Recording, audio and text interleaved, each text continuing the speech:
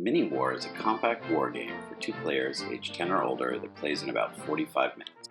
It's a deck builder, but units are deployed to a miniature battlefield, and the game is won by conquering regions for victory points and economic benefit. Region cards represent the territory being won or lost. Each card has a victory point count, an economic point count, and 4 arrows indicating the entry points into the different types of terrain represented on the card.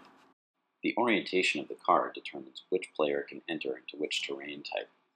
Region cards are designed so that their long sides can be placed next to each other, with different terrain types aligning. Unit cards, representing fighting forces, have a strength in the upper left-hand corner, a type such as ship, a cost, or an S indicating starter deck, as well as terrain indicators indicating what type of terrain they can enter. This patrol boat has a strength of 2 from the shallows, which we can indicate by flipping the card upside down. This anti-armor infantry unit has a strength of 1, a special ability to destroy units of type armor. It is of type infantry and it costs 1.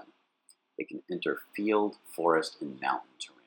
Once it's been used to destroy armor, it can be flipped upside down to indicate that it's been spent.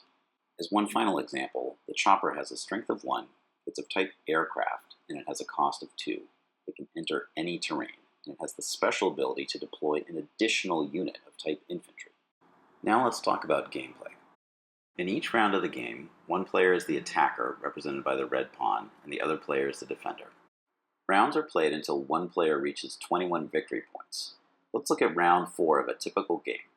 Each round begins with the attacker drawing 3 region cards and arranging them into the battlefield on which they want to fight. Each side is allowed 3 deployments from their hand, starting with the attacker.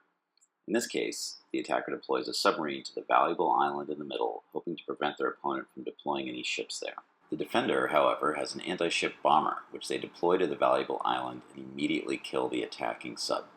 The attacker plays an amphibious vehicle to the valuable island, which allows them to play another card, Special Forces, which in turn allows them to destroy a random unit from their opponent's hand.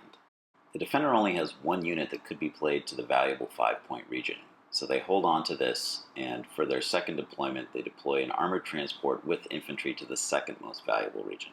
The attacker uses their last deployment to send a fighter to the middle region, which they are now winning at a strength of 5 versus 2. With no hope of taking the 5-point island, the defender uses their last deployment to secure the third most valuable region. The attacker has won the most victory points this round, 5 versus 3, and therefore they will remain the attacker in the next round. However, the defender has won more economic resources. The attacker only has $1 to spend, which they spend on anti-aircraft infantry, but the defender has $4 to spend, which they use to purchase a destroyer. Both sides then place the newly purchased units into their hands, optionally discard units they didn't use, and then redraw up to 6. Lastly, the market is expanded with 1 additional choice for the next round, and rounds continue until someone reaches 21 victory points. That is Miniwar. Let the best tactician win.